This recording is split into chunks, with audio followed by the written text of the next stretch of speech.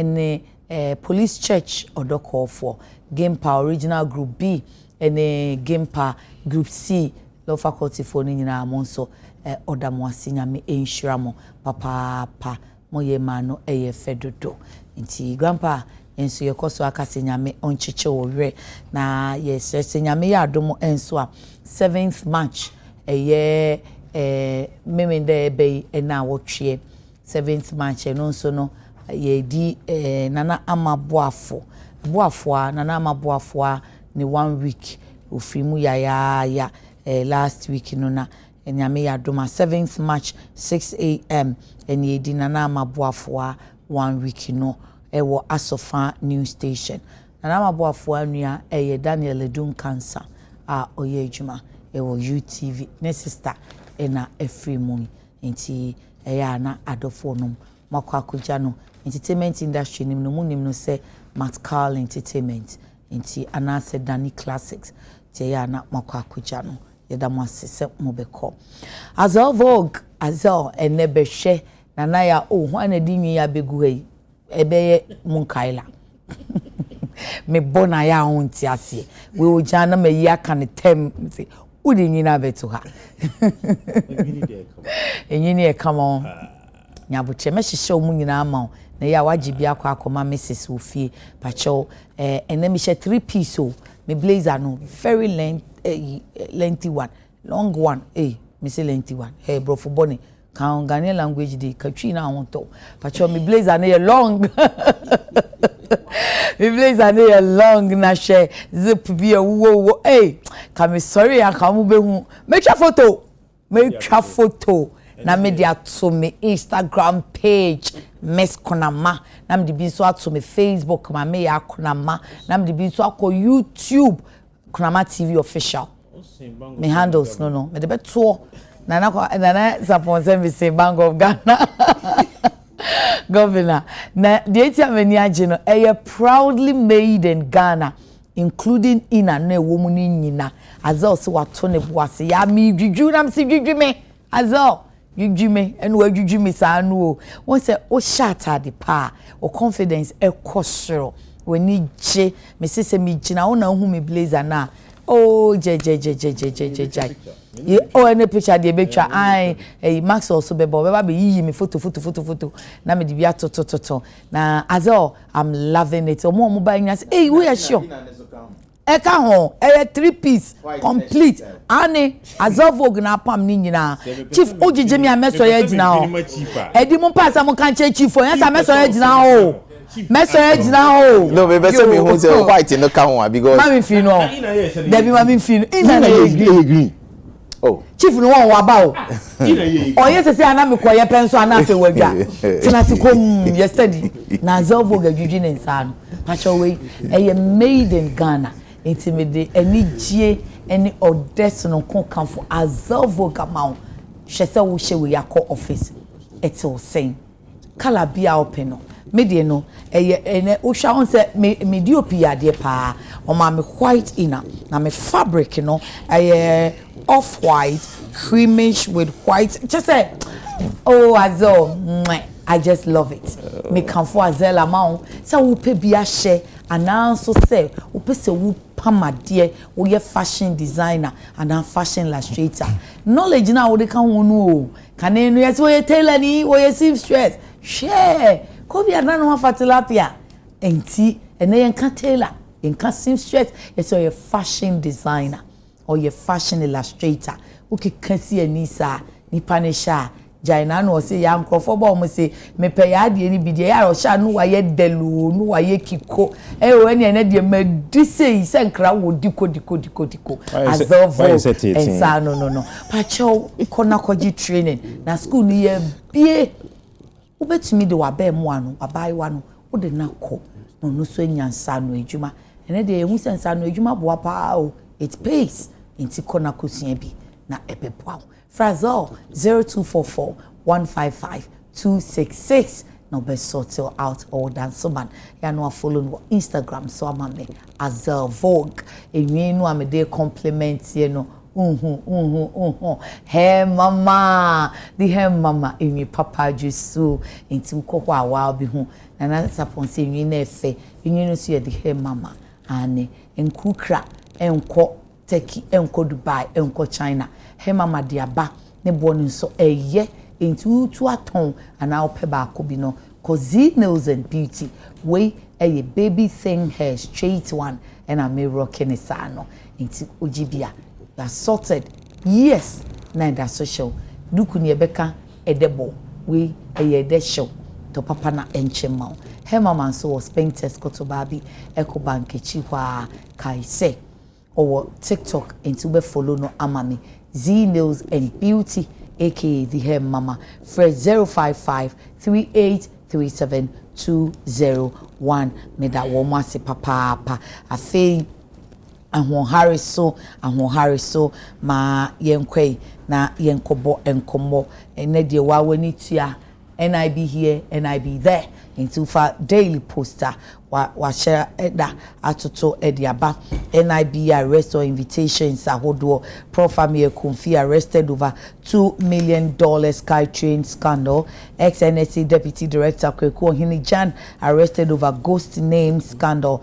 Gifty Owari Mensah on the run. NIB someone's abroad DC over wild claim that President Mahama is holding 550 million Ghana cedis. We are daily graphic in so bisa. President shifts gears. Okay, we are kind of penguin. President shifts gears in Galamsey fight. Excavator seizure replaces burning. President Simema Monche no. Epa mucho munche na mon family. Be ya de fofo na nkrofos. Esu owo ya dane wano. Jina baby a wujina no a. Afi na no so yese minister. Lands minister akoka se kwaye bretu a wo my Ghana no.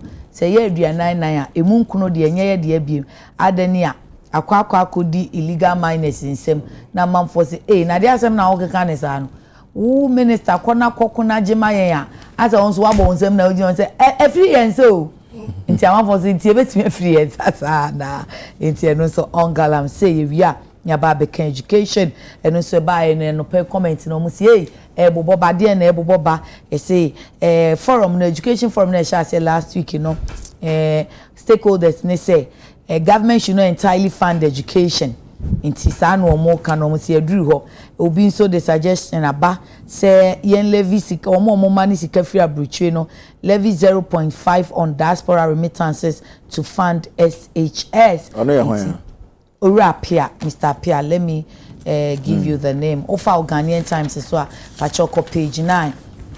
Obehu say edini nyina oye NDC Pro Forum North America womo anemusini ena o kansa asemuyi.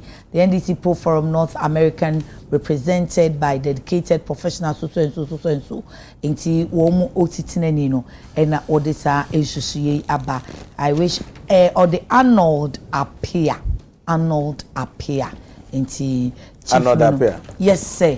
For Ghanaian Times in Pacho obi Ghanaian Times a bogus suggestion ye beko abutre boko relax.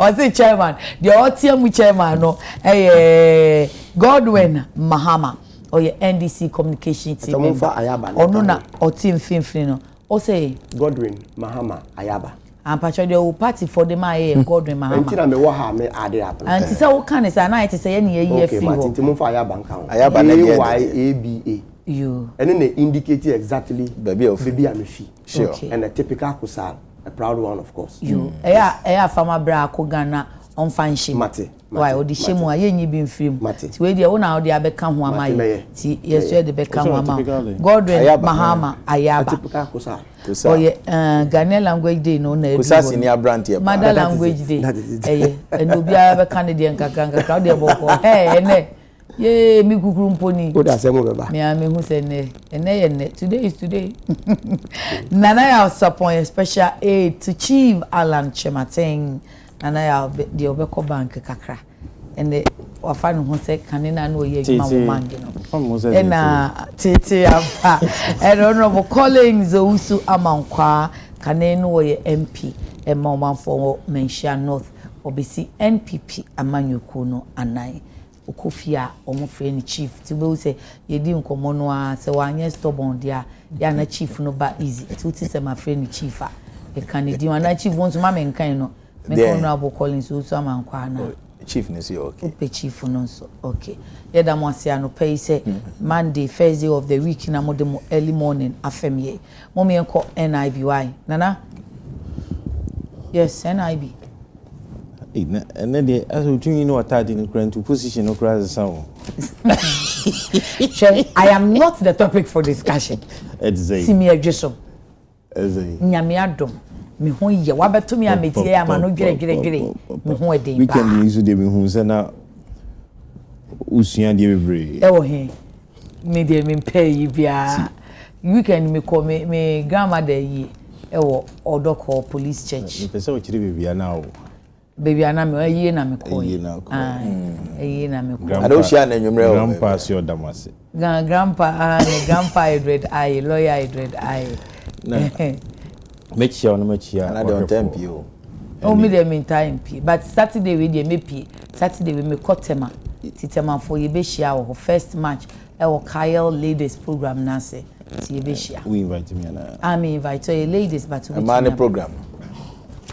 Man program no go there. Very much for gender minister. Now then I mean to me come my program. Hey, honorable Alexander Kom. Say he was once a gender minister. Yes.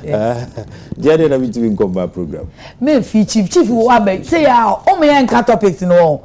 Na na ya wonya ready ana. Me be kasa. Me chia. I think na da bia wo ba ma de mu anya ama. Fato nchen da bia nso de beba. Na ma chia o. Amateur production team. Amateur. Let me so you see me na. Mwanya ma da bia ba kita GTP. Chief so amateur. Me hu na. Nana me ho ye. Yeso ko abroche. Nana me ho ye. We see omo ma ko de ye me na wo sere. E wo se omo bana ye ni omo tenase na yedi nkomo. De nkomo. Nana ya. Me skip you call the next person so. Na NIB nsensemi. Okay. I say personally, I think that you drew baby. I will say you're very careful. I will how you the information about investigations. Some of the state institutions at Wabontin. Ntimpacho wane be sa careful. Na almost so yasre wo mo se emra aju ana emra so se na wadawo ma na me pe clarification kaka pacho wane be sa careful me kamba na almost so ayo madwuma bi. Oh, first of all, no dear, nobody is preventing the NIB from conducting investigations. Okay. I believe that once they have indicated, say, via invitation, that level of interactive nature, no. You be fa kwampa so ni aye no. Okay. So we invite you be. Na wako ni fi kosi ada anopa. Se wo kwa akofa no. Anyi bia ko na not ya sorry dem wa. Obefa no. Obe dey afa no. I don't mean fan you feel sorry dem. There is a difference between arresting somebody and inviting the person for interrogation. Okay. And ye wo nkofo bi wo honom nso so a with their caliber, with senior omo nyomani omo nipa ban no. Enya de omo be avoid any form of invitation or probably refuse to respond to NIB or any other state institution. Okay. Obi te se Professor Amiya Okunfi. A omo ko ni fie kwesi ada anopa. Ekoko fan ko station. My argument dear, they could have probably done it in a better way. Better way than anything. Oh, sir, Professor Amiya Okunfi nye wo bia. Ghana how you onyo obi a wo mo ko kwa brochiri yo mo mai wo ka ho bi me nye sure say Professor Amia Okunfi amu na ekwa the brochiri personality so who can oro for yata so no ye OSP nko na NIB nsu dwumadi nko me can me say won a omo ye investigations and so omo try to come. Okay, I think that I was so almost go through the right processes. I'm not saying what they did wasn't right. Okay. But to invite somebody on a Sunday, unless otherwise said they're able to tell me someone sending the invitation now. Okay. And I'm more no. Okay. These are two different. And yet the norm say be free be Sunday. It's not the norm. Inti oko ene when your lawyer ni. O say uchi obi no any we invite you before interrogation na different. Who invite na e ma oni akrobo ano ho. E bo ni lawyer for amanie mo prepare mo ba. Ofa no ko he has a right to counsel. And oka say okay me nkasa. Me try am me counselor ba. Na ne counsel so ni ha ni anything. They just hold in betu. How many days? I believe that you will nsɛm ni bi wɔ hɔ no mo a ana nkɔfo ni bi wɔ hɔ a yɛfrɛ wɔn a na yɛhia wɔn a wohwɛ ne su ɛne ne ban na I inform you actions that was will take. I am singling him out of the many because of his personality and his contribution even to issues of peace and mediation both politically and in the nation. Okay, so amongst the three, you are singling his out. He's a regional chairman of the largest opposition party. Oh, I was in Buna already. You mean to me, Kanasem? Okay. And boy, back on their friends. Oh, Hinijan. Mean to me, Kanasem. Okay. What he has here. So I am just using Prof to deal with the entire matter because at least I can relate to Prof. I can relate to his works.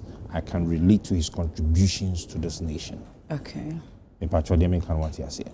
When who say assembi timisi na yedi nipa bi abata ho na oti kwa okra na we ma show say enkai yinyaya enkai anyi ni say what he has here. And I know table issue we would have been in shock to have heard say Professor Amia Okunfi has been picked up by the NIB. It is not a name we would have been shocked or yes. We are shocked. I am not able to put emphasis on it because say one can share me.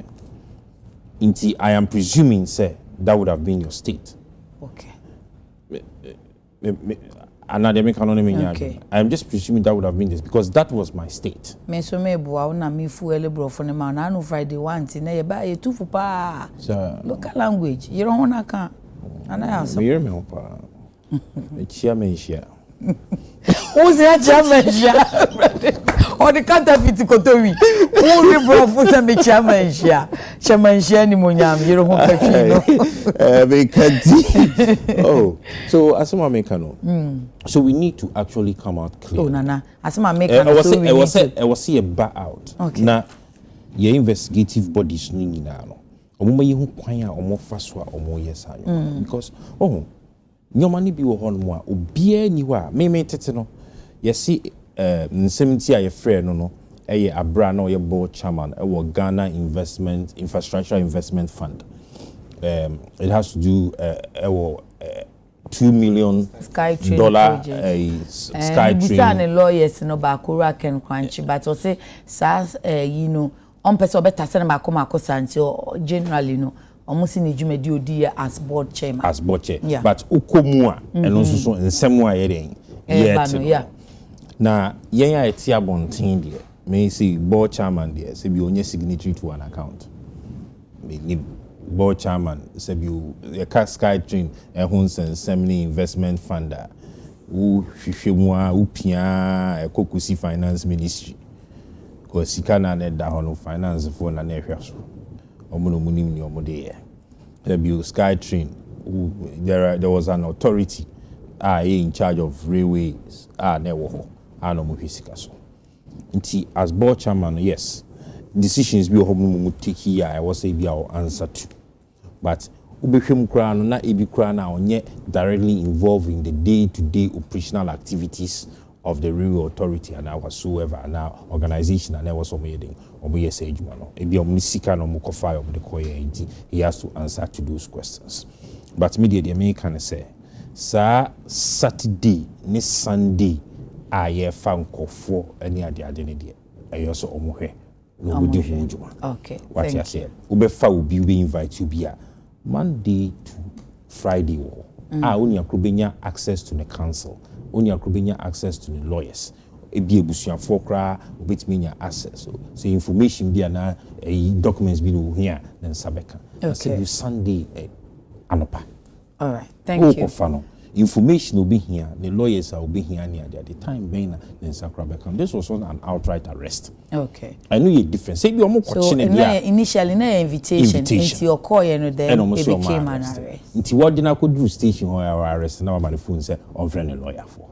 I mean in your council. With the NI before we are in support, we all want to deal with the issues of corruption keta shene proye sika nkofo adi ni ade yesi omunhwehwem ba kwan omo fa so omo ye no omo nye no wo kwan bi so agana fo nya ho asem nka all right thank you ade anopa di Saturday anopa Sunday I mean say Saturday ni Sunday anopa wo kofa obi a I mean ya wo nkofo bi omo de na ba ma ya ye hu hwehwemu ama ye nyina ya tena se ni ade design ye hu bebi omo afa ho amo oh na se ba ku bi American yes ghost names bi lady bi ehwe no ye hunu bi aba fa me nim pa cha obe hu o Daily Post o Daily Post mo aha me se ni din o Daily Post mo la prof even oko okay thank you o ma wa tu konya ni tachiman tachiman zukura so oye heni wo ho oye ahemfo mani nyina o say wo nipa bi ti omo hwe na NI before me di omo strategy no mo use de ebi mo hono mo a na letter bi aba bonti mate se letter no cry fake e wo se ba na nkomutimi a respond whether the letter is fake and as any fake which letter omo letter bi omo so mo invite nkofo bi mate se omo se letter ni fake o nya any me sure say bi asa.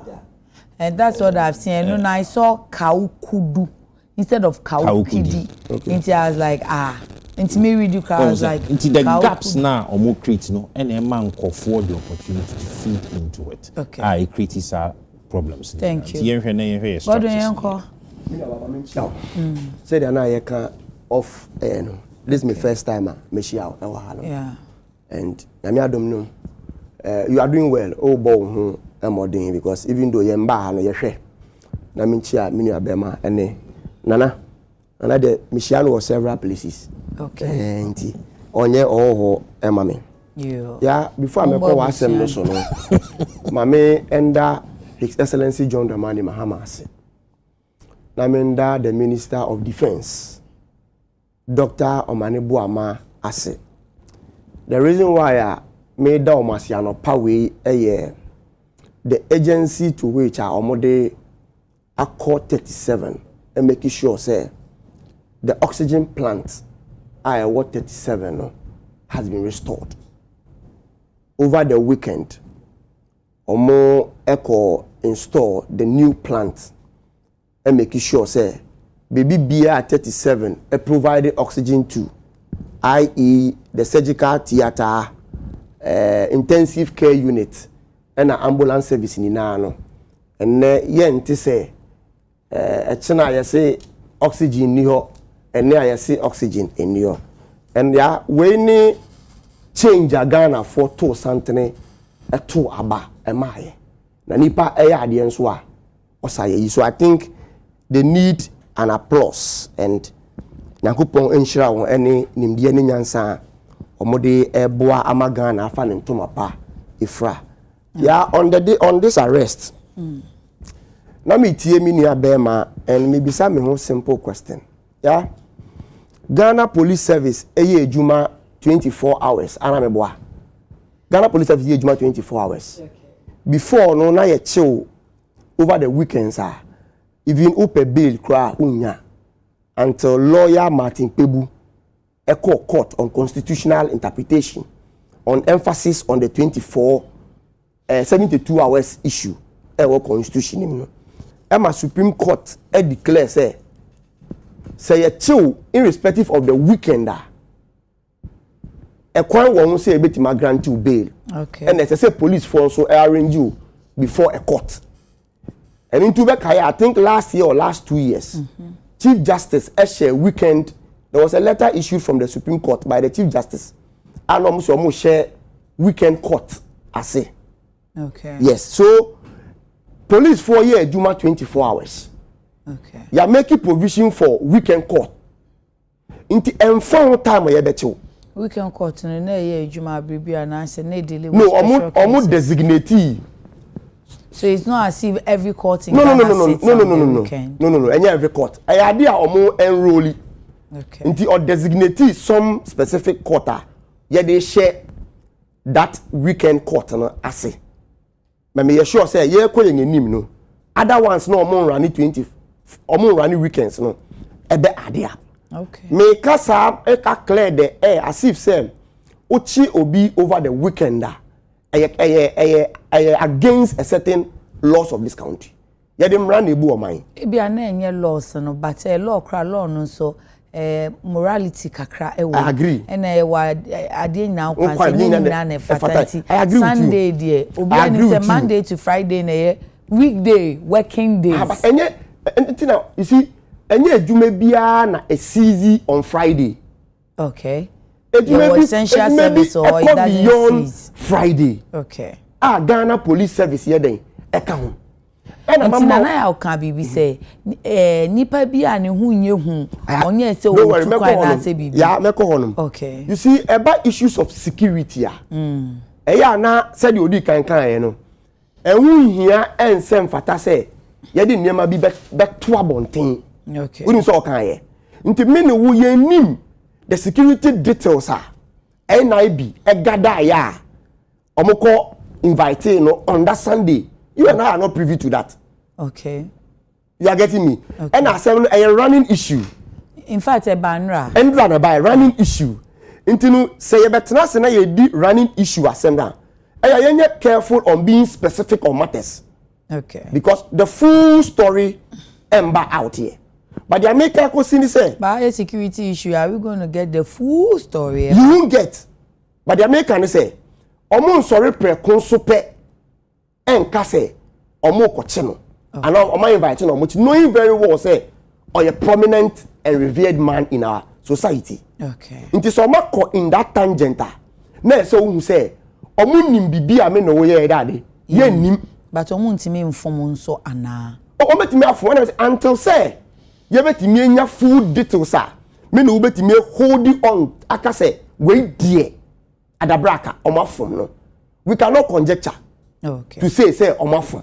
okay what I can say yentimi enye sa you see there SA na yeti asene say MPP NDC time without number yaka say yenjana institutions no enye adwuma okay let's allow the institutions to work for me adie baako a edi tintima pa proud to last election ya me sure say na your priority minioti na any priority even though na MPP wa ben mu no your priority no said dia corruption edi Ghana nya said dia aban ni aban a etem misplaced priority etuatua sika a oman no enya so mfaso nanso mmiri bia no ya uhwe sika corruption ama Ghana ahwere ya it is even more than sometimes sika ye kwa manone say ye kwaje in the time without number no Ghana for a lose trust in politicians because akwa say strike my back and let me also do the same thing okay inti ye dum pempenso a Ghana for nya absolute confidence e wo John Mahama mu say ono betimi akon etia that menace obetimi akono purely if he say ewomsi as institutions nya adwuma but na no so no be so kan wa house institutions no mo de da no no So on your pure politician crown pa politician in a power. Sure. And ya me maka say John Dramani Mahama Aban eya dia etia an act or constitutional. I will say it because gradually no Ghana for lose hope on politicians. It is a yanye bold at this time. Na yanka ni mebi anchire yenga aban. Then on my feel say a business as usual. Okay. What am I say? Okay. For me who be wrong with arrest because okoye no ye man kwan man have access to the lawyer. Okay. Omu piano no point information about they are even telling the lawyer to seek for bail, no more and granting no bail. That means they are following the laws. Okay. Because omu detaining say chinchini e twan. Even though a lawyer seeking for bail no, ye money bail. Do you get me? And when point the first time ye chi obi on Saturday or Sunday. Okay. Mekai MP for Medina. Onupo de no wa sorry them. So. Okay. Onupo de no wa sorry them. Say then I mean you are referring say imagine Sanka or wa sorry them. So was even in a church. Okay. He was in a church. But all the society and infant on a fade and car. Opa say yes, oh yeah, my institutions in your Jumano. Na me question about institution with me a Juma crojing because then equalization about. No, the reason why I made it susu di ene buy no is to say okay I make say endra di ene first timer. But then it is coming off as an equalization. No, so me were many examples I will mention, not necessarily limiting it to susu. Me per se tie fo hu say ya invite obi and I yet obi on Friday, Saturday, Sunday no. Enya de fufuro. Okay. That's basically what I'm trying to. I don't know, say if you want to speak briefly about Abron. Yeah, I'm going there. I want to make on. Time in India, can be chief for me. Did it be anywhere wrong with it? Must say a running issue. Okay. The Amesoma tendency is in relation to the Sky Train.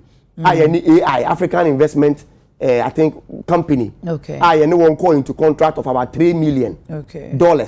At the end, I buy it to $2 million according to the Auditor General's report. Okay. I mean, say the Sky Train, okay. Not even any landmark, however, say to block due to the $2 million yet. So if indeed in relation to Sky Train and other matters, I think say he needs to be invited. All right. To answer questions. Abronye be any day. You see, man, it's simple. Abronye is a waste of Ghanaians' time. Oh, Pacho. Meba. Godwin. No, me be attempt. There be kasa bi o wa won kan say sebi abo na kwase na chese wo di attempt. You see, the reason why I make it share say we obi a we di Abronye chipa. Prior to 2016 election. This was his modus operandi. Omuba power. And omu yusu no so continuously to tarnish John Mohammed's image. Both opposition and our power. There is no single allegation Abronye level against His Excellency John Dramani Mahama. Otimi prove here. So why would the NI be bothered? Because it has become too much. Me Chantra about 3 years to the last election. What is Abronye na Oko Radio and TV? No. And Omako opposition. So Omako BA, they are going to open in quote their dogs to now come after John Mahama. No, but that is it. Pacho, okay, Matia sign. Thank you. Matia sign. But raining is so bad. Mere allegation, defamation, unnecessary comment. And it is simple. When you're president, Nana, is it because the president can't be sued as a person and he cannot sue? And yeah, my age, you know, because who go a process. Why NIB? A process. Also, your body responsible for matters like this. Into criminality be what you can't anymore. Omun charging it. But from the onset, now say taking on criminal and even civil.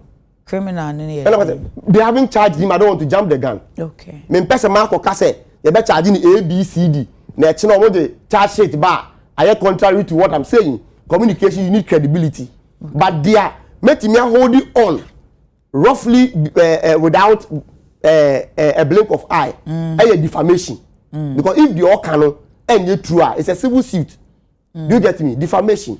Until the American say, me who say defamation, there, and I've been so dealing with defamation. Whether it is on a criminal grounds or civil grounds, no my inviting. But at least let her know purported letter na I'll and correct no. Let her know the abronya ye bisa no see my friend obeko. Yes. Until let her know so can say some more kafa. Yes. His Excellency John Mama or this cano. Until no my inviting. May Jane say criminal aspect no. Obeko ukwada rather. Okay, ukwada. 26. Okay, intinu obeko. Questions ye be bisa no ye be tibi. Okay. Say ye be charge na. We need to be out. So that I know you better now you di hun komo a. We will be specific on the charges whether the okan ye and the charges no e pay because sometimes niema na omo purport say why engage yourself in it me bia any charges no na emfa.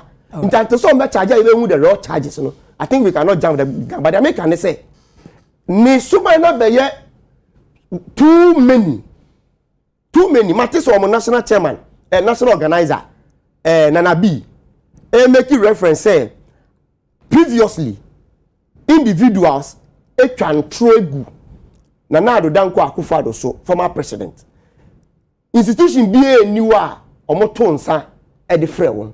So why now? And the question I ask is that it is a DNA an institution grossed over in an administration thank you. I see it me use as a deterrent. All right. Na sadie no.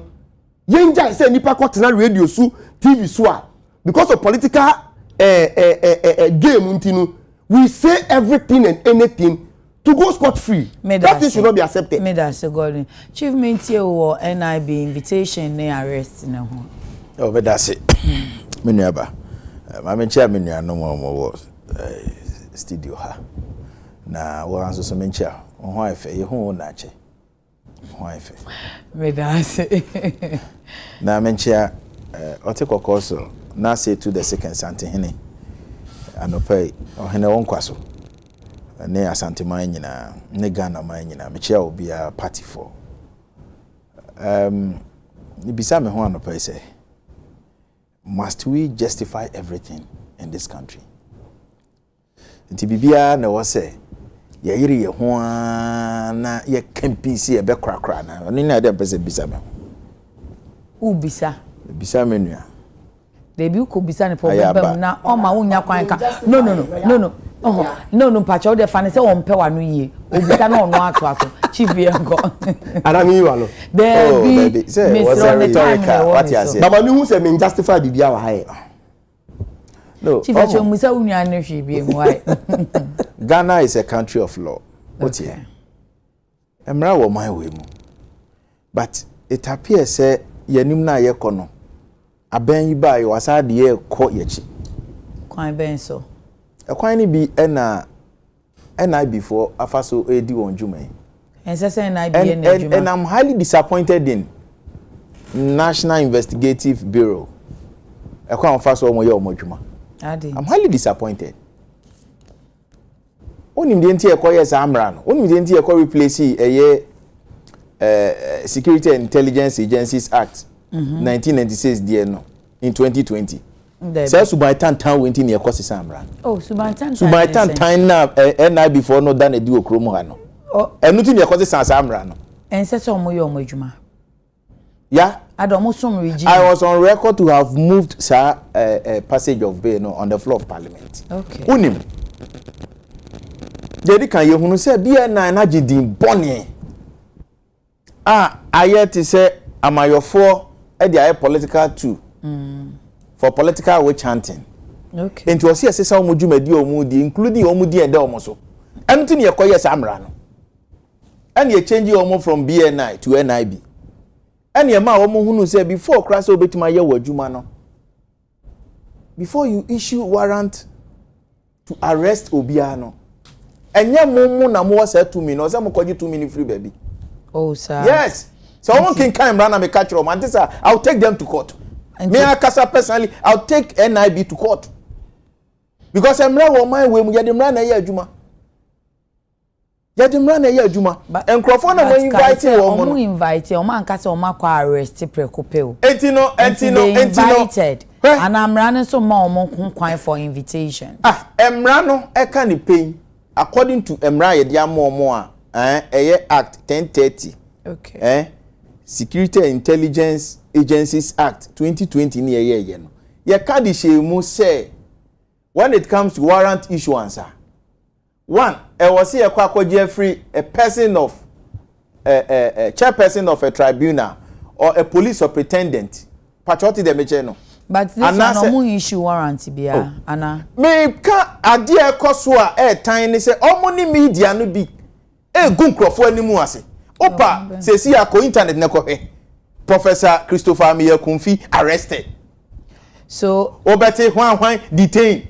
So headline headline say who read this story no say and then lawyer so kasa he was invited. Okodru ye no then they said you are under arrest. You can call your lawyers. And no detain no for some time. Inti ansa na enyumre around 7:8 p.m. Afi omu release no a ene 8 can say 7 because we do fie be 8:30. Inti ene 10 a.m. obesan akọ omu ko hwehwe bail. Inti when you look at the process, omo amfa warrant antunity so and starting so arrest. So you are invited do I say now you have arrested. We have arrested. That has been their modus operandi. And I mean bisa say yenchi ni pakeke. Yenfre ni pakeke. Yenfre ni pakeke. Yeti ni ayen hihye ye dia mom say before so mo be function no. E also mo timi secure that warrant from a judge. Okay. Or a chairperson of tribunal and as a police superintendent. Yen ni akoye mra na dia ma wo mo. Eti me na ko mo frame mo ka me bisa mo say mo warrant you. I'll ask them. Mentina wo mo bi entieti amra no so mfa hunu ankrofo na opanyini te say Professor Ameyakunfi. An old man of 80 years. Na wabe fano nonsia na akakra ne kobo nonsia. De na kwa kohyem. Sebi ne ho kra dodo no ni nuru kra no ma ne kwan ma ne nom no. Wuntie na nka present ko take breakfast. Na watima pagya panyin na de na kwa kosi ho. Ade. Boni be na waye. Boni be na waye. Na de ya kra ne say charge no. So called charge no kra no. Ko mo fa metu dwampo na nka. Busuafo ne adofo mpo entunu de opanyin na kwakoye na obi e ka de ope later e no omo de prefer charges no e ba ye in relation to Accra Sky Train project. Okay. Now me from where I sit no case. Adentina no case. Wait. From concession agreement to the issue of say aban akwakotua 2 million cedis dollars no. Ehene fa na Professor Ameyakunfi or sign check bi anase ni din wo paper bi so. O my be ni. Ye betima fa ni egu ani mu asesa dance na pese nipa ni media. O betima to wonsa afre at that time. Nipa na oye in charge as CEO of Ghana Investment Fund. Now waba, now no abechichi. Ti say adanse na wo pay from procurement. No ma ba biti adanse. You don't embarrass the old man like this. What gunanimu ase? What did they mention? No, na ye do to enframemu say ya. Sebi bi fa no tra. But look at your business partners. Ye be Google na fe you're under arrest. Ye detain you. Ya ye we say. Why? Wa abra ni pano ne bone anything. Sad ye your moka is it different from Hope City? Ora Mahama ebe catch say we launching Hope City in 2013. Na obe build a Dubai City in Accra. Ama yenya the tallest building in Africa at a height of 270 meters. At the end they see here. What's the difference between Hope City? So I'm coming. Similarity of Hope City. No, very simple. A hosu sikako from consortium no. There were money paid to. Mama they are buying sikako share hope city. Of course. Before some more launch no name crop for or more putting consortium together. Answer no this project neighbor. What happened? At the end of the year. Is it different from African Investment Forum? Omukoko sign was South Africa. Accra a sky train project way. What is happening in this country? Look, me can we feed you with so say. Say NDC for your margin say omobe use NIB to engage in political harassment, to engage in persecution in this country. Yeah, trust you me. We're going to mobilize our people and face this government once and for all. We will do that. Yentina hoda. Obi awa this card me tina hands so. Nemum se pan se mobile hiding behind such security agencies. Namudia gunipa hufin. Why? Because now they feel that MPP brand is under attack. And you know, well coordinated political harassment project in their course. You bet Crawford, you be use NIB no.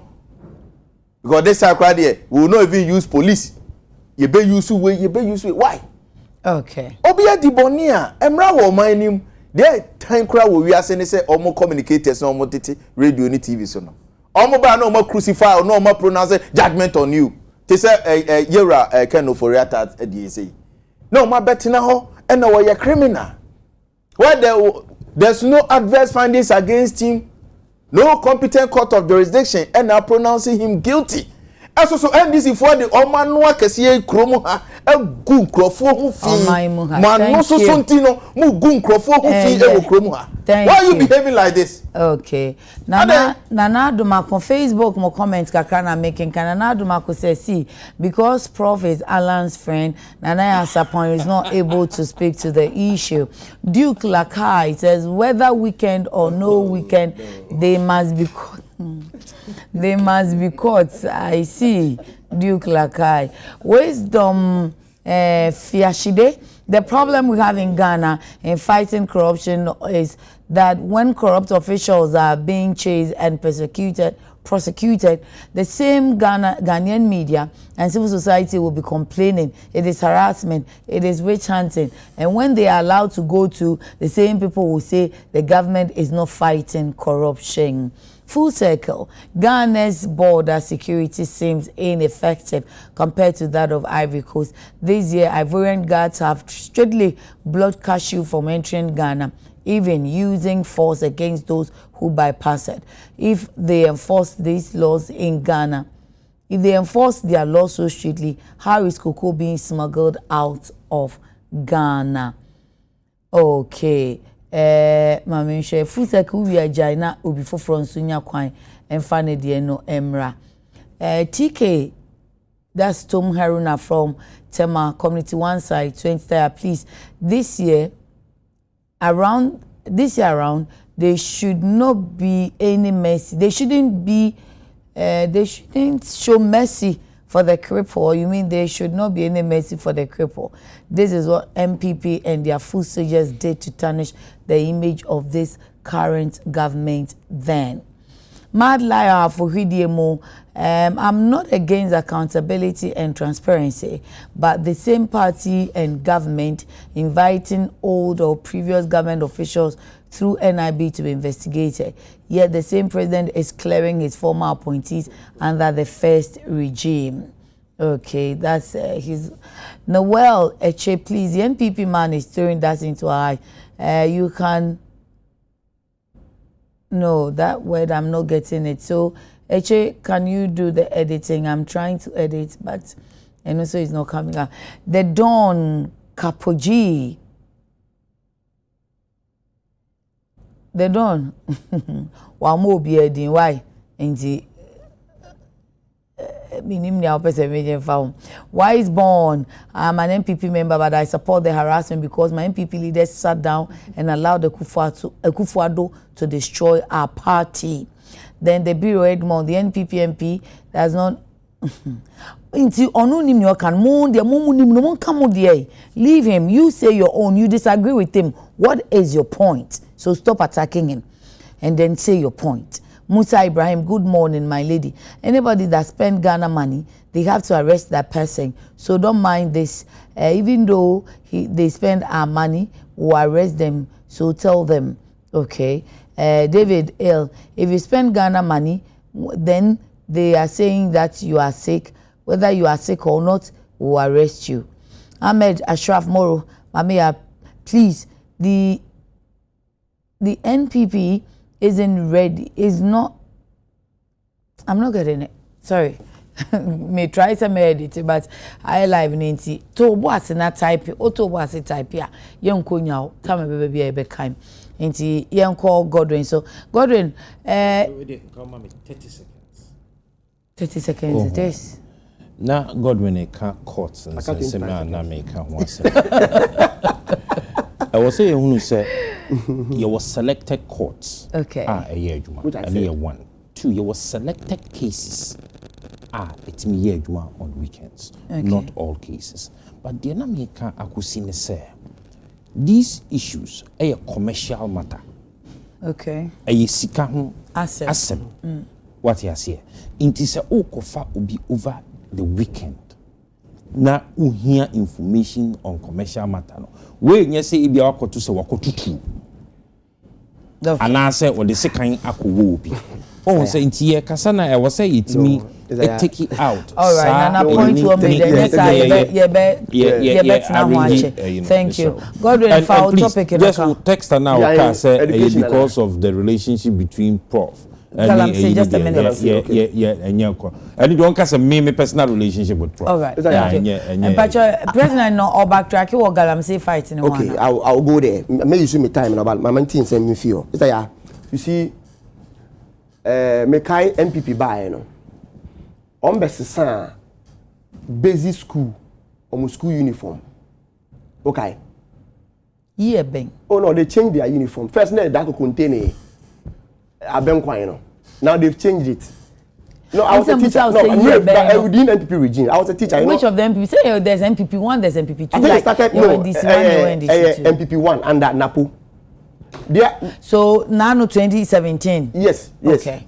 The emphasis I make can say the rationale behind which of the uniforms no come on. No, make basic school buying schools no more reason they say on person school look like private so that their orientation will change. And I idea makase tia always if you want to change the orientation of schools and you changing of school uniform. Okay. The entire make us say so person who say the modus operandi of BNI now NIBA. Is that and yet just the mere changing of the name. But he didn't say gender. No, he said they changed the act. No, but the entire act was changed. Of which name no. Don't worry, Mako Honum. I know your bako, said Yamaka. 2. I thought Sanka or Kasa are you disappointed in NIB. He would have been specific, right? Consistently. Now we catch them say, "Ya arresting." That's the difference. It is true, say. Omuya warrant from the court and other institutions and so on. That is in relation to an arrest. No,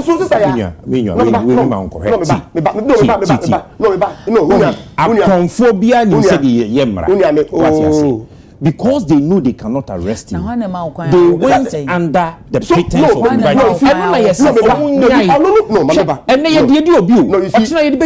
don't worry, I'll go. What are you talking about? They will deliberately invite you. Chief, they will deliberately invite you because they do not have what it takes to arrest you. Into inviting our ban the premises, what's Nasia was a macho. Thank you. And when you say, "Oh, into so I say you yes. Many problem any the okano. Okay. Said you nyina ye gia to mo ase ye de mra e na chechero man no. Okay. Dia o ka se enye no. E ye timu na o bo aka se enye na se tia mra. That is the thing we must address. Ni chimu ni sesen. Because kai se mra yi so ya na maka se mra imponso ye di chimu asem so ye adwuma wo. But so long as say morality yi wo mu. Enuntina mra bia no has a tendency for amendment. So Yesusu say. So then show us say chief say you amend it. No, even they are amending na yet wasem no. Okay. Say it is only an arrest that you seek for the warrant. Okay. Invite, they can invite you. Do you see a problem with it? When inviting the panel, or buy no, or friend no, or buy come out, or make kitty. So what be sana same way here no? And then I say omo kwan so mbeka se kwen, china no pass bra. Na quiet so ya arrest. I remember example. Nancy Attorney General, filing only prosecute, and people are requesting for say my reasons. The Constitution doesn't mandate the AG to give reasons. Sure. Yeah. It is a mean who say there is a lacuna in the law in the Constitutional Review Committee. Me no bet me a kwaka one say we think say going forward AG BR MI raising when they filed that. So but example yeah. It's a Constitution in share AG no. Yes. Now so OTA said your man for near Debbie no. For the first time, obetire mu say we case we say sabi na we mu ka say ade bi wo ho a emra no e kire ne yire kete say yenye say but also to me say oh eye nipa mu adwuma yes mo man enti bi a ye betimi di yani so ahwe me ma wo de kan wakoma so ye enti NI before no they could have invited Prof. Kunfi Ameyao or Emir Kunfi and then allow him go. Now, sister, ya, invitation. Sister, ya, they are okay. Make us a minto wasiara me dada. But their chairman, Ejina, so they can't say they have done an amendment and are sounding as if even with the amendment, you know, or my near ma, contrary to the law. And then I may establish say they didn't do anything contrary to the law. Me ba come in. Oh, ba ko wa ko fast ma me say kandala me say wa. Me say the constitution. You quote the constitution. They are just injecting me. So much if on no ko fa ba nti ma on che. Now me time here. It's not what go fast sama ba na constitution na sama ba dey say we have to deal with matter. But me and dem me dey ma on clear the chief when you put pa what me edi. Okay. And what I did was that now me try and say Obama me time. What's your time? Part of the time, you know. Address issue, then the remaining one issue of the constitution you have to correct yourself. Now, akofane di abanti ma unclear. Mesi aba wo no akagala. Yeah, but we are making constitution. I have asema me kan ye. I was specific. Me say 1996 Emrana ne wo ho no in relation to security and intelligence agencies. And na yes Sam Rano 2020. Sure. Na say nti e ko Sam Rano papa ni the papa ni. Ya adwene say o hwe Ghana security architecture na e was TV decentralizing. Nti establish a National Security Council at the regional level, at the district level. Otie. Ni ewie ye na say security agencies no. E bi mu djuma o mu die no. E was e sachire mu kakra. Ba ko ene kane BNI. And ye say BNI no din a waje no de obi ani fa no say o de abanse say ya no mo chichi nkrofo nti e wo say sachire o mo ne memu kakra ne say ni nti no o mu din no kra no ye dani din no kakra in fact time cry yes they be cry suggest this NIB in the bank no e wana problem no nti din ne pe na mo dan mo ana functions no ti omo functions no yes before say omo betimi act here omo betimi act in terms of say omo call for arrest in sa niam na e was say the dikan omo timi secure sa warrant no from judge. But you want to me invited here. Time we would declare some until we've gotten there. So what I'm saying is, as we speak, wait, what here? All my yatu and saffron, oh, a bit more the almost to social media. Chief, one letter of invitation. So watch it. So no warrant from a court. Which I also agree so about invitation. So what I'm saying, you don't need. Oh, Godwin, Boko, Abutre, Chief, invitation in relation to them. The panel no detaining no. Do you understand the tension? Nyabuche. Please, yeah, the public. One thing that Emma morning mass Nyabuche. Chief Nyabuche. So what can I say? Every education. Chief, you know what I'm saying. Let me be saying, say, omo kwan say omo be ma inviting so ana. Emrana musisa ye ni no. When you mama answer no. They didn't allow for invitation. You want me to say? Oh, okay. I'm bet me invite you. Okay. For investigation. So what case, you know? But what I'm say invite. And I will say they should have remained as invitation, no. But Godwin say, I saw my try invitation I quite arrest ya omunti because so ko duro wi a omubetumi arrest na emra no enti so ko duro no mo arrest wa ti say bi omo ko duro say you under arrest and now say you be detain you overnight. The question is that moment, you know, or my warrant now. Please okay, keep quiet and let me the public. Oh, they be what is that? No, we get to public about the new man. Chairman can be chairman. Obiti NIB Odis now better now defending her. Chairman, I'm also one day. I don't know yet to know what be and chief but I didn't galam say why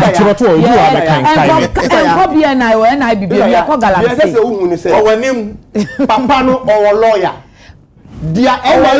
lawyers their NIB you know if a contrary to any act or law of this country and ka omo grant interview no they would have said it once. I'm saying.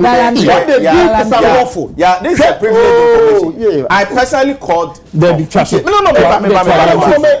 Time I'm afraid, Prof. Utie. Call you go through, but there was no response. Utie. Later, now, Omo granting the bill now. I called him, no fire. To fire no. And no man said, time I'm friend, you know my the phone free in chain. So at that time, the time Ben Abit me your phone to access your lawyers. Thank you. Please, you don't know what I say. Can we go to Galamsey? I'm not calling Galamsey Pacho. Just give me. They are just interjecting. They're just interjecting. This Hope City issue. I thought you would have told him. Say, because me this Hope City a private led, not government led. John Mahama in 2013. No, you're just president. So no, the difference. No, you're just but public and private government partnership. I want Ghanaians to know, say, it's the same. The two are not the same because government of Ghana and spending a dime. It's not true on that. That's not true. Yeah, it's not the last issue. What are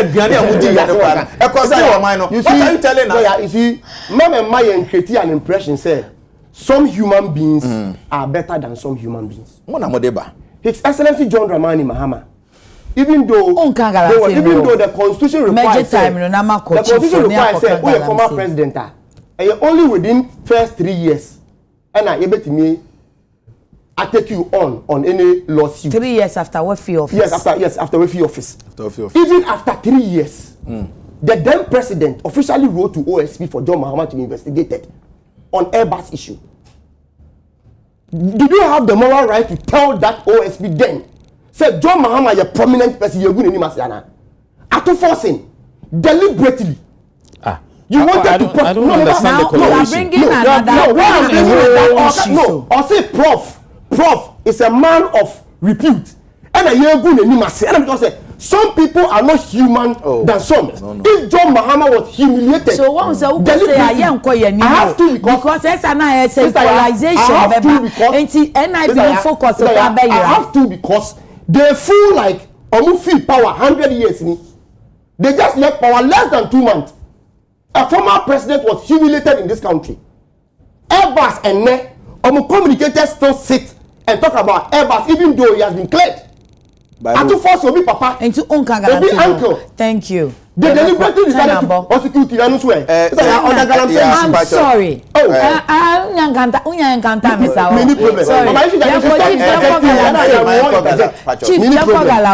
Galam say no problem. NDC for not take you over. Said the NDC for no AC A2 Galam. What is Oma take you over? Chief. Oma take you over. NDC for now refi. Toilet kroma jini kromu ha. About Galamsey. Oma take you over. Which of the forest? Which of the forest? And Oma take you over no. If I just say. Which of the forest Oma take you over? Go to Numeri Forest. NDC for take you over. Turn on Numeri Forest. Yeah, NDC for take you over. NDC are taking over. It's a lie, chairman. NDC are taking over. Ewo Alluvia side bia minimbia. Enti baby ana first you say MPP for na etu omo. Etitie ni ye. Almost obi ana all year adwuma bia ye MPP ni. Okay. But that wasn't the case. Okay. Because na e Ghana for almost go through legal processes. E secure lease, e mine legitimately e wo mine we mu. And so because of politics inti ye nuanom NDC for egu ye nyina ye hu fin fry. O kasa krom so we wo so utu galamsey ni bi ne de gu hu fin. Ene mo take you over. Mo take you over no. E na ba beto dwa. Say yen forest no. Enkono de is under siege. Na emu saying minister ne kan or say den emu den obo number bi say no crowd dey say aban nya access to 9. There's a 40 saying na omo under siege. Em so 40 wama numbers. No, I think 44. Yes, na che say 9 no there. NDC aban say che say omo ntimi mom pini ho kra. San Okan. San Okan. Azem. Yes, San Okan. Oh, chief. San Okan. Chief. San Papa de Car. San Okan no. San Mabo guy. Say no. Oh, chief. Abana ye mo aban ni timi mumre. Chief one. Enti na obeka kire ya ide. Chief one. Eti ya adwuma na mamo munya adwuma no. Munya adwuma no. Ye wo say nsuo die. Mejitu menye ye. We ofeno. So kwabrane ye timi. Yes, champagne ya kwa kwa. Ye nhwe say galamsey no e kan ye nyina. No, uti eye two things o. Mining asem no ko page at the bar. Na yankan ye ya. Me what I'm for a responsible mining. Okay. Because me nuaba ye hia sika de abo mining ho bra. E na ye hwe baby a ye nya sika de free e de bo mining ho bra. Mining sector no. Wa antoso me so obetoso e9. Eno kire say a very vital and viable sector. Si ye ni year Ghana betime enya sika. Boten e de abo ye ho bra. Me mo kwan afa so a sebi ye di forest enye papa. E kwan afa so a ye dani koko wani. E kwan afa so. So whether NPP or NDC say ye one. Yes. Eno no se nyina ye hwe designation no. Proper designation. Yetimi ehunu say aha ampa you're full of gold deposits. Or see yetimi mining. But ye hwe esuo kase ye da ho ya ensuo etene. Asubonte na etene e ma manfo num bie edi bi ye adwuma. Enti se obi kobutu ho a ongintum se o pesika dia be boa o man no ba yare a wotoman ye no echesika wo nya. Thank you. Yankona na ya galamsey fight. Galamsey fight. Offer constitution now. Article 1. Okay. See, the sovereignty of Ghana resides in the people of Ghana. I'm not a lawyer. In whose name and for whose welfare the powers of government are to be exercised in the manner and within the limits laid down in this constitution. Sure. Me, personally, I do not buy that Supreme Court ruling that says the Attorney General does not owe the people of Ghana an explanation to Nejuma way. Okay. I do not think the Supreme Court ruling is more than this. Thank you. Let's go to I think Article 296. Article 296 of the Constitution deals with discretionary powers. Thank you. So the sovereignty of the people is much powerful than the since this decision no AG has given us I agree, but for him to say and no me but there's amendment explanation. All the when we said they have no explanation. No. And these are the people who are leading the country. No. Answer the Marco Parliament. Eba omu loan and you seek a someone. No, my eba. That is what they are doing.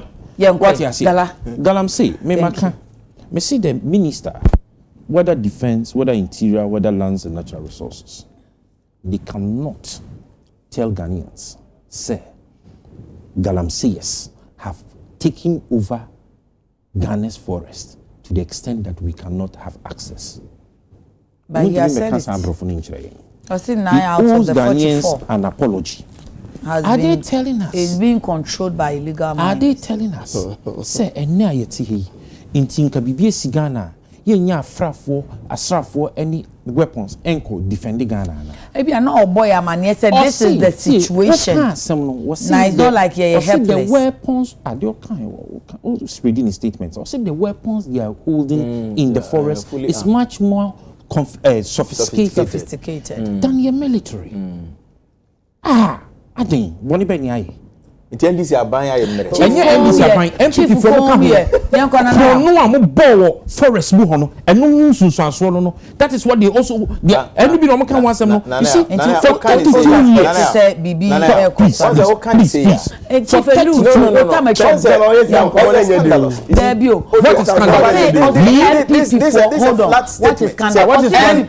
as he said NDC for now. Is that what you are telling me? The same thing. For 32 years we sat in this country. Attacking movement I don't think you'll be happy with we sat in this country. We watched these two political parties mismanage our natural resources. Ye jina so the 2 MPP.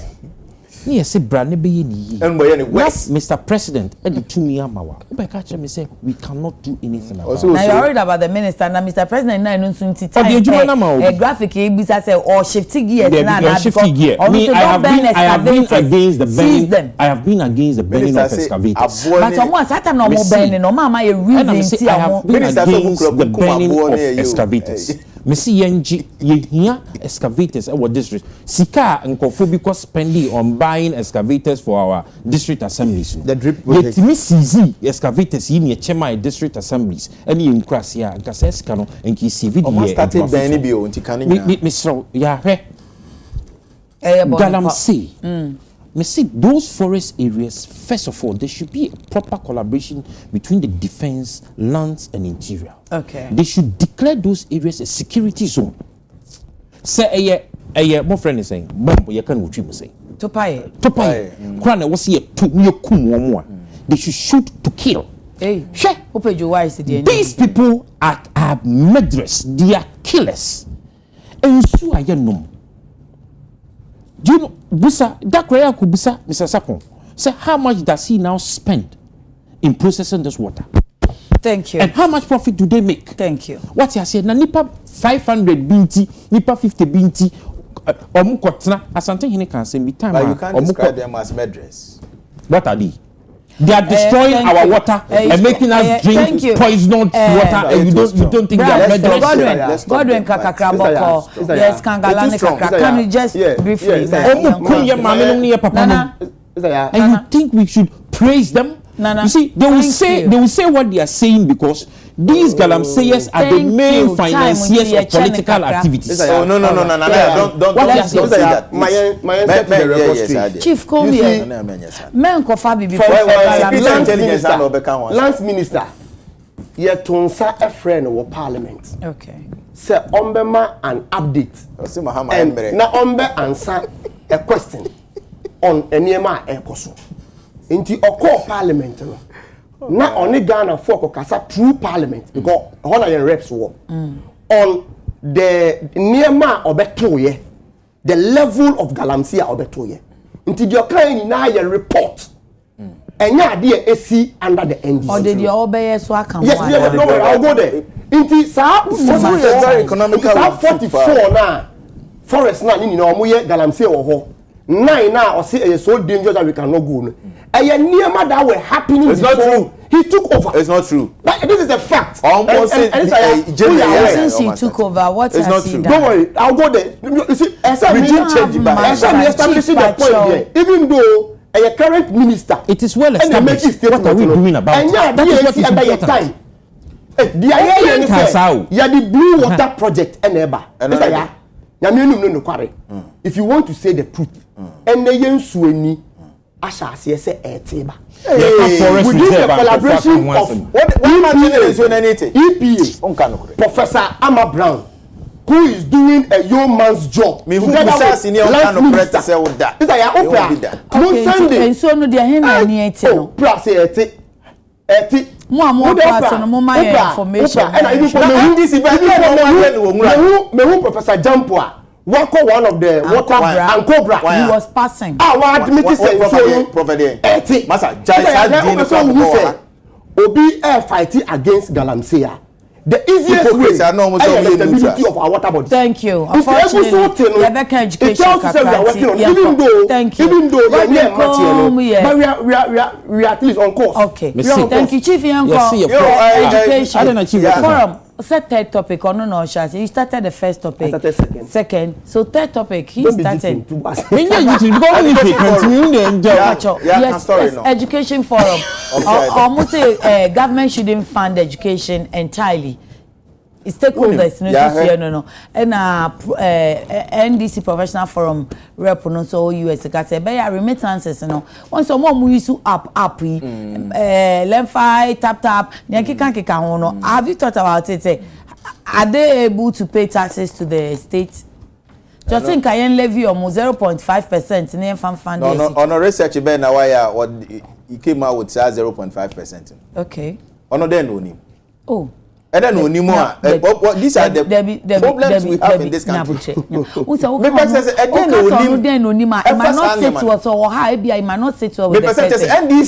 if you disagree with him, Chief, what that room master who need no be chief dear no ni mo. Me cannot. Enyo, can ye now tia anye se as a who be little ne bisa. Can ye? Yeah. Kakra. E kakra na. Onfa na asem nkotena baby. Na ye onfa na asem nkotena baby. What is the meche no na ye hwene ye nhihye oman no. Sansem we na ya no mo ba beka. Na episentwefo ni bi so amomo prominence. Na fe ye discuss what wa was we say amomo adwuma eye. Mama ye adwuma eye no. And the kan ye dia na enye wo. 0.1%. That's bra remittances no. Ono what ho no. Sika do se kwa no de ba bo NDC party no. Any sebi another for Ghana. I will gina wakasa. Na o share remittances na eba. Na time you levy eba. Were they not the very people almost sorry krom ha. E ka kire ye say. Oman mu ha. E ka kire ye say sika adwuma mobile phone kakra. What you forget is e-levy no, it was the receiver or that was paying, right? Yeah. But they all send their bay onu obetu ya e-levy ana. Inti say Gloria Georgia Atlanta or send ya sika or their fat tap send sika ne ba no Gloria betu ya e-levy also. Unim yeah unim a problem pa me with some of these utterances. Nipa no ba be kan asem na as if say ye nia e wo man nim no say be we are damp. Oh nanti onu so wa kwantu omu nti so won susu ya mema ne mfa ma na. Esusu ye boni won fan to baby. Oh. Because aban that no aban ne e boni ho modern say free SHS na obe fund. Oyo na nka sika ndokwa ko guba ko fo botom under NDC. Aban ye atwa mu no o masa ba bio no. Eno ne ye nhihye say sika we no e was hit me the bo ye mofra no ne ye daache ho ban. As far as education is concerned. Chairman. Eti mesrew. Moba ye no. If it's not broken, don't fix it. Please. Moba beto budget na aban dada no eye no. Enrollment ye nyadum se na e balloon e kosoro. E so na aban no e fesika. Oyo sika odeye. Mo nya smart in Ghana fo. Na mo asan asheda akoshe mo chairman no chi se fatum ni ehwe.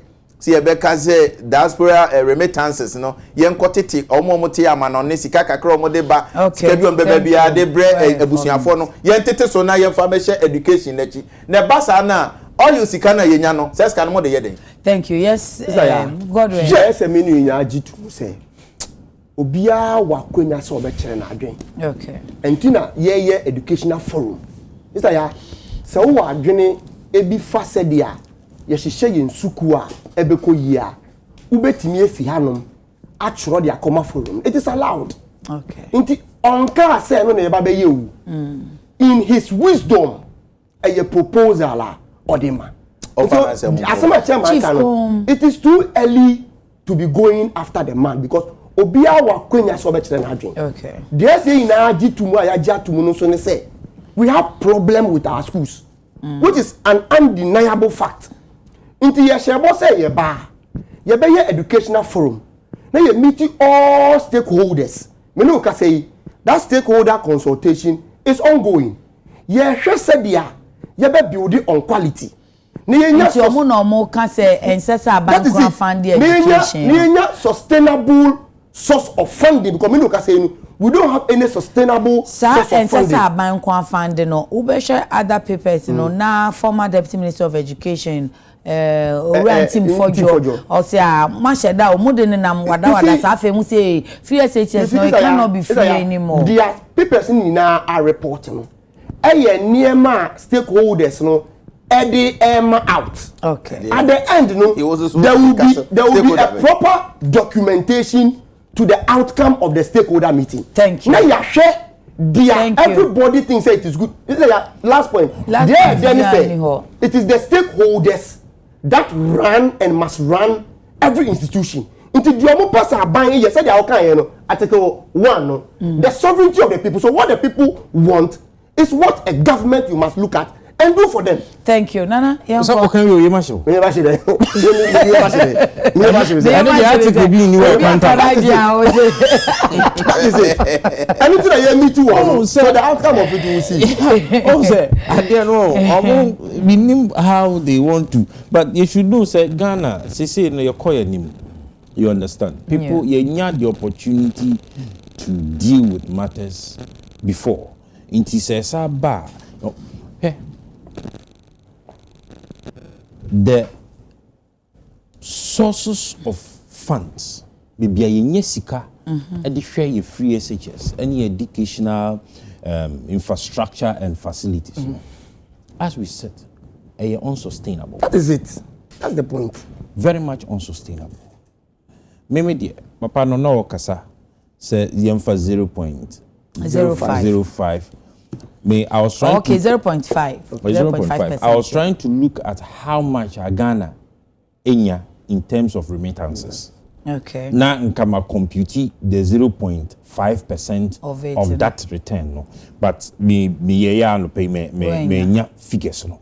But we should look at more sustainable what is it? Ways. Yeah, my omrese kasa. Want me so. Na remittance no nye more sustainable one. There be what who say a bit me add it up but yen hwe ne be because obi mane one obi di sika ba man no be bibi e na wo ka ho asemi o say amai na amount be e be drop here okay na se de e wo hodada na ye use deportation here how are we able to ring fence it na wo ka say e GTP ni amai be nyanse wom omo fara e be boa wom okay. Financing of education. Already GTP now. Or say ring fence proceeds from Get Fund Levy. Get Fund Levy. So we name the sources of Get Fund Levy. How are we about to get? It's been very sustainable from this year. Get Fund Levy kakra. Eye the answer about eduani. Beto nsu. Obekọ shopping mall, obekọ akoye shopping. Utinwi ya mami di bre kama. What you say? Usuti kama. No avoid one ide. Mintimida. Internal same directly to exclusively to support the development and maintenance of educational infrastructure and facilities. Okay. We should look at because near ebia Get Fund for the music ye leakages any scholarship secretariat for music free leakages that's ye proper ring fencing of these proceeds. Me sure say we will find a more sustainable financing for this educational infrastructure. Thank you. There is an argument. One second. There is an argument. A school of thought say the educational financing should not just be done only by government. Okay. And I think I would want to support that call. And as it is now, it is not only done by government. Yes, sir. Talking about the financing of the infrastructure. One at a time. Even in infrastructure development. Infrastructure. And you say, 2 seconds now for 1 minute. Thank you. Nana Yasapon, your spokesperson, especially the chief Alan chairman saying of Movement for Change. Godwin Mahama Ayaba, a NDC communication team member, and Honorable Collins Usamankwa, former MP Mensha South, OBC, NPP Amanyokuno Anai, Mensha North Medase. Mensha North Medase. I wish for you that one say the Dayakosun ya any picture and pay. Meda Azel Vogue ase wata de FFF ya Azel Epam Emma mi na makamfo Azel Vogue amount. Na wa open titi ene so wakwa Azel Vogue. Na wa tete no abe fashion designer and a fashion illustrator nti ko na kofa form.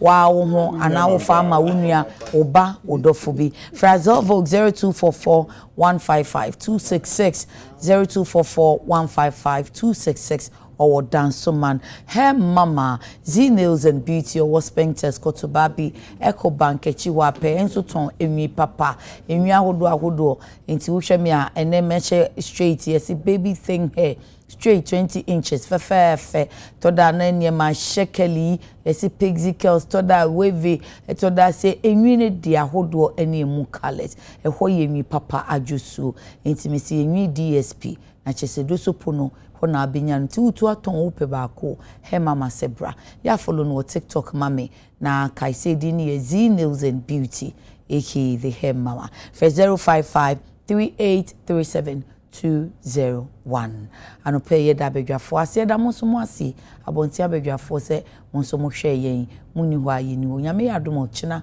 Adekye Nsroma ebesan aba me yimpa ye se nyame emwa na wonhira wonsa no adwuma enne na obedru fie so akai na fa na seda emano midin ede mame ya konama yakram